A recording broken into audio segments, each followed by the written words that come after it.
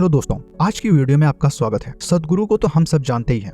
उनका पूरा नाम सद्गुरु जग्गी वासुदेव है। वे एक इंडियन गुरु हैं जो लोगों को मेडिटेशन और ज्ञान के द्वारा आध्यात्मिक मार्ग के लिए प्रेरित करते हैं। इन्होंने कई किताबें लिखी हैं। उनमें से एक किताब है इनर इंजीनियरिंग, जिसका इस वीडियो में हम समरी करने वाले हैं। इस बुक में सद्गुरु ने बताया है कि कैसे हम अपने कर्म और भाग्य के विधाता हो सकते हैं, अपने आंतरिक जीवन को अपने मनचाहे ढंग से बदलकर बाहरी जीवन को बेहतर बना सकते हैं। इनर इंजीनियरिंग का मतलब बॉडी के अंदर हो रही घटनाओं को कंट्रोल करना है ताकि चीजें आपके इच्छा अनुसार घटित हों। फ्रेंड्स, इस बुक को 8 चैप्टर्स में डिवाइड किया गया है, जिसको हम एक एक करके समझेंगे। उससे पहले आपसे एक रिक्वेस्ट है, अगर आप इस चैनल पर फर्स्ट टाइम विजिट कर रहे हैं तो चैनल को सब्सक्राइब कर लें ताकि ऐसे बेहतरीन बुक्स को आप पढ़ सकें और इस वीडियो को अंत तक जरूर देखें। तो चलिए शुरू करते हैं। चैप्टर फर्स्ट, आनंदमय जीवन के सूत्र। सद्गुरु कहते हैं जो चीजें पहले राजा महाराजाओं के लिए दुर्लभ थी, आज वो चीजें आम इंसान के हाथ में है। आज की हमारी उपजीविका की प्रक्रिया पहले से कहीं बेहतर है। आज हम महीने भर की चीजें सुपरमार्केट से खरीद सकते हैं, वो भी बिना घर से बाहर निकले। लेकिन इसके साथ ही हमने बहुत सारी जटिलताएं, तनाव क्रिएट कर ली हैं। वो कहते हैं हजारों साल पहले हमारे पूर्वज इतने खुश थे जितने आज हम नहीं हैं। हजारों सालों से हमने यह समझ लिया है, ऐसी मानसिकता बना ली है कि अगर हमने बाहर की स्थितियों को ठीक कर लिया तो हमारे अंदर की स्थिति ठीक हो जाएगी। लेकिन यह तरीका हमेशा ही फेल रही है। जो चीज हजारों सालों से कारगर सिद्ध नहीं हुआ, वह आगे कैसे कारगर सिद्ध हो सकता है। इसलिए सद्गुरु कहते हैं अब समय है इनर इंजीनियरिंग का, यानी अपने अंदर की स्थिति को ठीक करने का। और यह बहुत ही आसान है। इसके लिए हमें सिर्फ एक काम करना है, अपने डायरेक्शन में थोड़ा सा चेंज लाना है। हमें यह समझना है कि हमारे सारे अनुभव का आधार या स्रोत हमारे अंदर ही होता है। अगर आप अंदर से सुखी हो जाते हैं तो इसे ही आनंद और शांति कहते हैं। अगर आपके आसपास का वातावरण सुखी हो जाता है तो उसे सफलता कहते हैं। मनोवैज्ञानिक आधार पर अगर हम अंदर से खुश हो जाते हैं तो हमारी क्षमताएं कई गुना बढ़ जाती हैं। अगर आपको किसी भी चीज का आनंद लेना है तो हमें अंदर से खुश होना होगा। सद्गुरु कहते हैं खुशी कोई अंतिम उद्देश्य नहीं है, यह तो हर काम को शुरू करने से पहले अनिवार्य है, मैंडेटरी है। लेकिन आज खुशहाल रहना हमारे लिए एक चुनौती बन गया है। अंदरूनी स्थिति को ठीक करने के लिए हमने बाहर की चीजों को तहस नहस कर दिया है। और अगर ऐसा ही चलता रहा तो पूरी पृथ्वी नष्ट हो जाएगी। लेकिन हम कभी भी अंदर से ठीक नहीं होंगे, क्योंकि जो भी हम फील करते हैं वह हम अपने अंदर ही फील करते हैं। जो भी हम देखते हैं वह अपने अंदर ही देखते हैं। जब हम कोई वस्तु देखते हैं तो उसकी इमेज हमारे अंदर ही क्रिएट होती है। प्रकाश उस वस्तु से टकराकर हमारे आंखों की पुतली तक पहुंचती है और आंखों का रेटिना उसकी उल्टी इमेज बनाता है। मतलब हर चीज हमारे अंदर ही होती है, चाहे वो अंधेरा हो, उजाला हो, दुख हो या सुख हो। हर एक का एहसास हमारे अंदर ही होता है और हर चीज को अंदर बहुत अच्छे से क्रिएट करना है तो हमें इनर इंजीनियरिंग सीखना होगा। सेकंड चैप्टर है जिम्मेदारी की स्वतंत्रता की समझ। सद्गुरु कहते हैं आपको यह एहसास करना होगा आप जो कुछ भी हो या नहीं हो वह सिर्फ आप अपनी वजह से ही हो। हम ही अपनी जिंदगी के क्रिएटर होते हैं। इसलिए सबसे पहले हमें इसकी जिम्मेदारी लेनी होगी। आपको ऐसा इसलिए करना है क्योंकि जब आप जिम्मेदारी लेते हो तो आपके पास स्वतंत्रता आती है और उस परिस्थिति से निपटने के लिए बहुत सारे ऑप्शंस आपके पास आ जाते हैं। और अगर हम जिम्मेदारी नहीं लेते तो हमारे पास कोई ऑप्शंस नहीं बचता सिवाय दूसरों को दोष देने या गुस्सा करने के। सद्गुरु कहते हैं गुस्सा हमारे शरीर में विष पैदा करता है और हम गुस्सा इसलिए करते हैं क्योंकि हम मानते हैं कि हमारा मन दूसरों की वजह से डिस्टर्ब हुआ है और हम उन्हें सुधारने में लग जाते हैं। दूसरों को हम कभी नहीं सुधार सकते क्योंकि वो हमारे कंट्रोल में नहीं है, लेकिन हमारी मन की स्थिति हमारे कंट्रोल में होता है। इसलिए हमें सबसे पहले जिम्मेदारी की स्वतंत्रता को समझना होगा और स्वतंत्रता का अनुभव करना होगा। थर्ड चैप्टर योग विज्ञान के बारे में है। हमें योग विज्ञान को समझना होगा क्योंकि हमारी क्षमताएं असीमित होती हैं।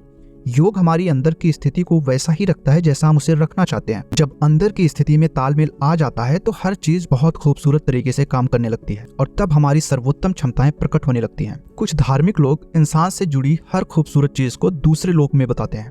आप आनंद की बात करेंगे तो वे अलौकिक आनंद की बात करेंगे। आप शांति की बात करेंगे तो वो दिव्य शांति की बात करेंगे।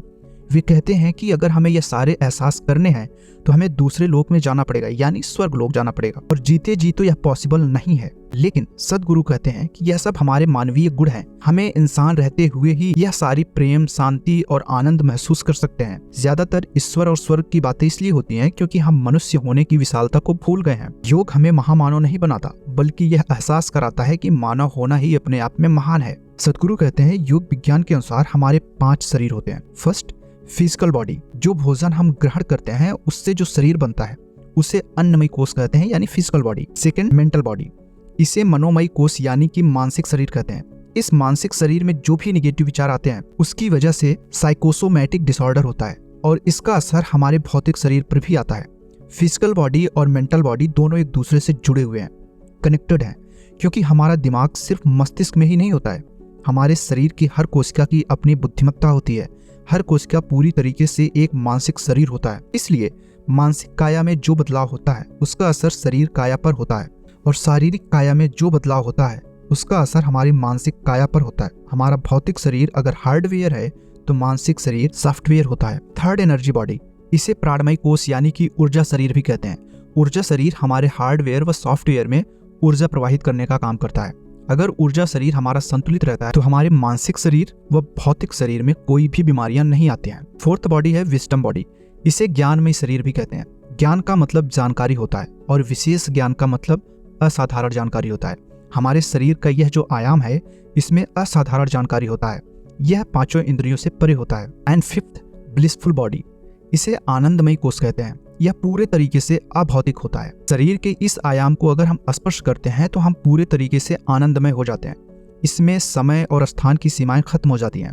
कई ऐसे योगियों की कहानियां हैं जो बहुत समय तक एक ही जगह पर बैठकर ध्यान धारणा करते रहे थे। उन्होंने शरीर के इस आयाम को स्पर्श कर लिया होता था, इसलिए उनके लिए समय और स्थान की सीमा पूरी तरीके से खत्म हो चुकी होती थी। अगर हमारा भौतिक, मानसिक और ऊर्जा शरीर संतुलित हो जाता है तो हम इस आयाम में प्रवेश कर लेते हैं। योग और साधना के द्वारा हम भौतिक, मानसिक और ऊर्जा शरीर में संतुलन क्रिएट कर सकते हैं। फोर्थ चैप्टर है is our body an amazing machine. क्या हमारा शरीर एक अद्भुत मशीन है? वास्तव में हमारा शरीर इस दुनिया की अद्भुत मशीन है। दुनिया की सारी मशीनें इसी मशीन से निकली हैं, लेकिन क्या हम इसकी क्षमताओं को पूरी तरीके से इस्तेमाल करते हैं?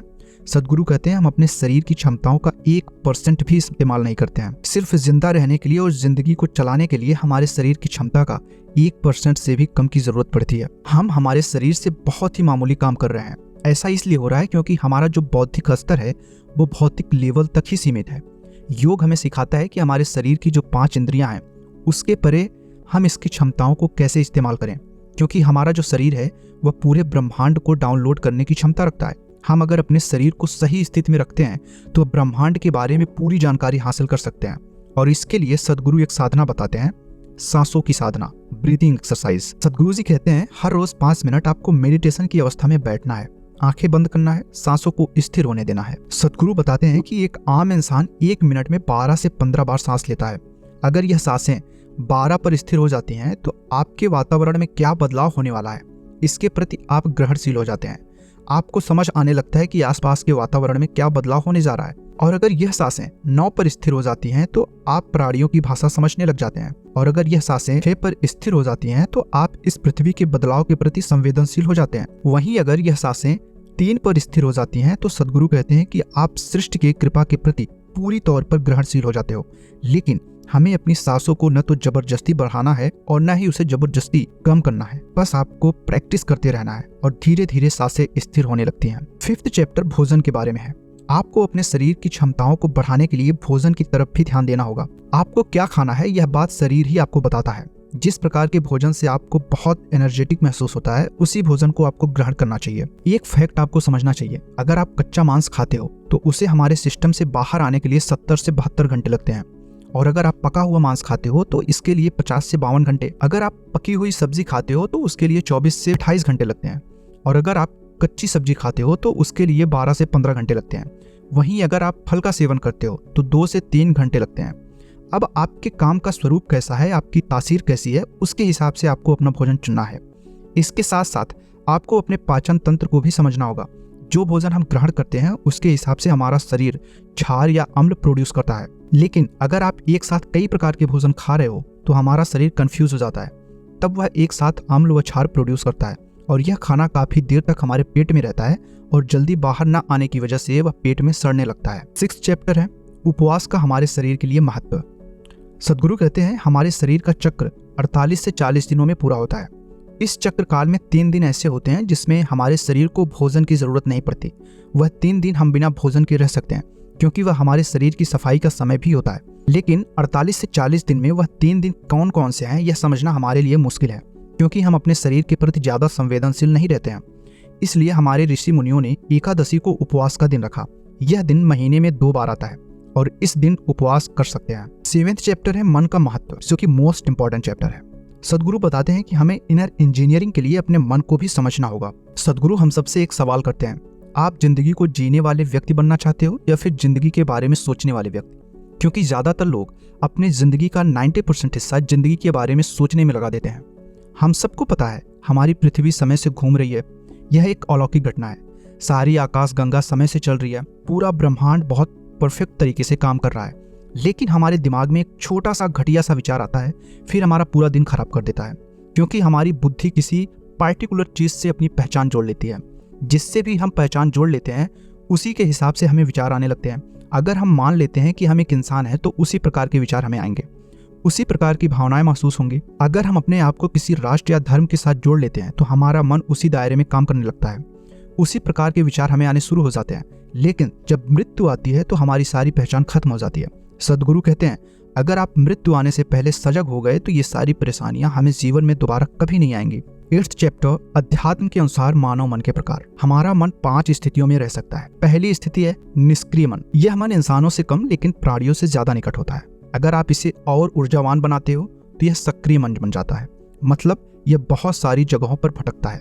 जो लोग अपने आध्यात्मिक अभ्यास की शुरुआत करते हैं तो शुरू में उनका मन सक्रिय होने लगता है, जिसके कारण वह बहुत सारी जगहों पर भटकता है। और अगर वो सही मार्गदर्शन में अभ्यास नहीं करते हैं तो बहुत सारे लोग इस भटकाव में थक जाते हैं, मन की सक्रियता से डर जाते हैं, अपना अभ्यास बीच में ही रोक देते हैं। अगर इसे आप और ऊर्जावान करते हो तब यह धीरे धीरे स्थिर होने लगता है, और अगर इसे आप और ऊर्जावान करते हो तो यह मन लक्ष्य केंद्रित हो जाता है, फिर पूरी तरह से एक ही लक्ष्य पर ध्यान देना शुरू कर देता है। और अगर आप इसे और ऊर्जावान कर देते हो तो यह सचेतन मन बन जाता है, और हमारा मन जब सचेतन बन जाता है तो यह कल्प वृक्ष बन जाता है, यानी जादू की तरह काम करता है। यह चमत्कार बन जाता है। आप इससे जो भी मांग करते हो यह उसे साकार कर देता है। जब आपका मन स्थिर होने लगता है तो आपका शरीर भी स्थिर होने लगता है और आपकी भावना भी स्थिर होने लगती है। सो फ्रेंड्स, ये थी हमारी इनर इंजीनियरिंग बुक की समरी, और इस बुक को पढ़ने के बाद मेरी जिंदगी में बहुत बदलाव आए हैं। सो आई होप आपको पसंद आया होगा और आप भी इससे कुछ तो सीखे होंगे। सो मिलते हैं नेक्स्ट वीडियो में, तब तक के लिए जय हिंद।